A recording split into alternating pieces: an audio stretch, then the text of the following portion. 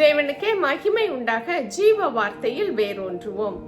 காத்திருக்க கற்றுக் கொடுக்கும் விசுவாசம் என்ற தலைப்பில் மார்க்கு 5ஆம் அதிகாரம் 36ஆம் வசனத்தை பார்ப்போம்.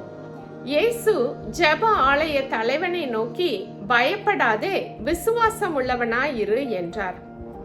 ஒரு ஜெப ஆலய தலைவனுடைய மகள் சுகவீனமாய் இருந்ததினால் அவன் இயேசுவிடத்திற்கு வந்து தன்னுடைய வீட்டிற்கு அவர் வந்து தன்னுடைய மகளை தொட்டு சுகப்படுத்த வேண்டும் என்று அழைக்கின்றான். இயேசுவும் அவனோடு கூட அவனுடைய வீட்டிற்கு செல்லுவதற்கு சம்மதித்து போகின்ற வழியிலே அங்கே மற்றொரு அற்புதம் நடக்கின்றது. இந்த அற்புதத்தினாலே சற்று கால தாமதம் ஆகுகின்றது. இந்த நேரத்திலே ஜெப ஆலய தலைவனுடைய வீட்டில் இருந்து செய்தி வருகின்றது, அவனுடைய மகள் மரித்து போனாள் என்று. அதோடு கூட இனி இயேசுவை வற்புறுத்தி அழைக்க வேண்டாம், எல்லாம் முடிந்தது என்றும் சொல்லுகிறார்கள். இந்த சூழ்நிலையில்தான் இயேசு அந்த ஜெப ஆலய தலைவனை பார்த்து, பயப்படாதே, விசுவாசம் உள்ளவனாய் இரு என்று சொன்னார்.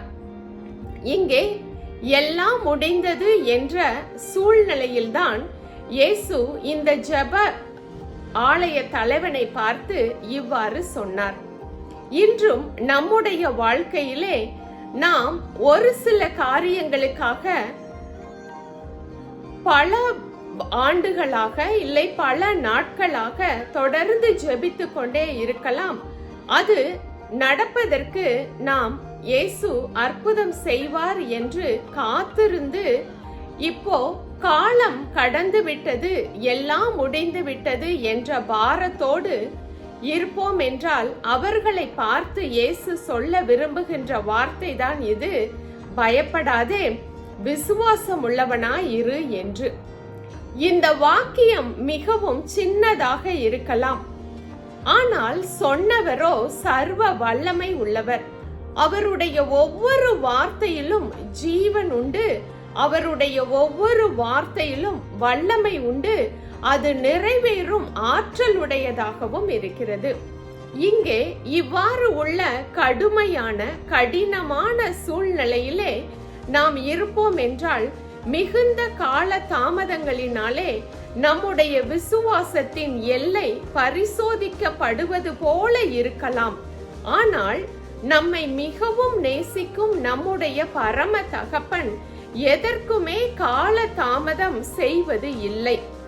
நமக்கு அது கால தாமதம் போல இருக்கலாம், ஆனால் தேவனுடைய திட்டத்தின்படி எல்லாமே அவர் குறித்த நேரத்திலே நேர்த்தியாய் நடத்துகின்ற நல்ல தகப்பனாகவே அவர் இருக்கின்றார்.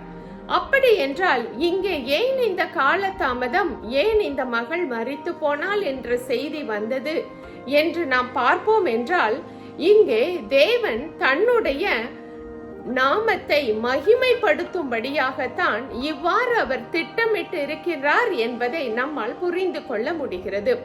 வியாதியாய் இருக்கிற மகளை சுகப்படுத்தி அவருடைய மகிமையை வெளிப்படுத்துவதை காட்டிலும் இன்னும் மேலான மகிமையை வெளிப்படுத்தும்படியாகத்தான் அவள் மரித்து விட்டால் எல்லாம் முடிந்தது என்று சொல்லப்பட்ட சூழ்நிலையிலே இயேசு உள்ளே நுழைந்து அவள் கரத்தை பிடித்து அவளை எழுப்புகிறார் உயிரோடு.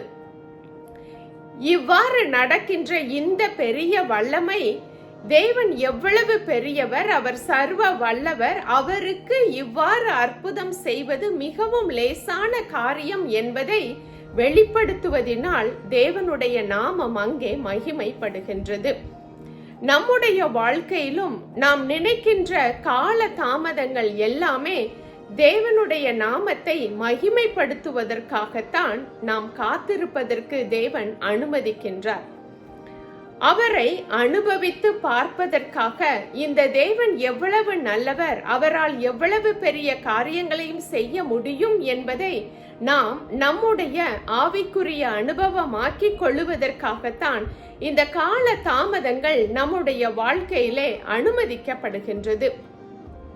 நாம் எப்பொழுதும் உறவாடிக்கொண்டே இருக்கும் இந்த தேவாதி தேவனை பற்றிய வெளிப்பாடு நமக்கு தெளிவாக இருக்கும் என்றால் நம்புவதற்கு வாய்ப்பே இல்லை என்ற இடத்தில் கூட இந்த தேவன் சொன்னதை செய்பவர், அவருடைய வார்த்தையிலே உண்மை உள்ளவர் என்ற உறுதியான நம்பிக்கை நம்மை விசுவாசத்தோடு நிற்க வைக்கும்.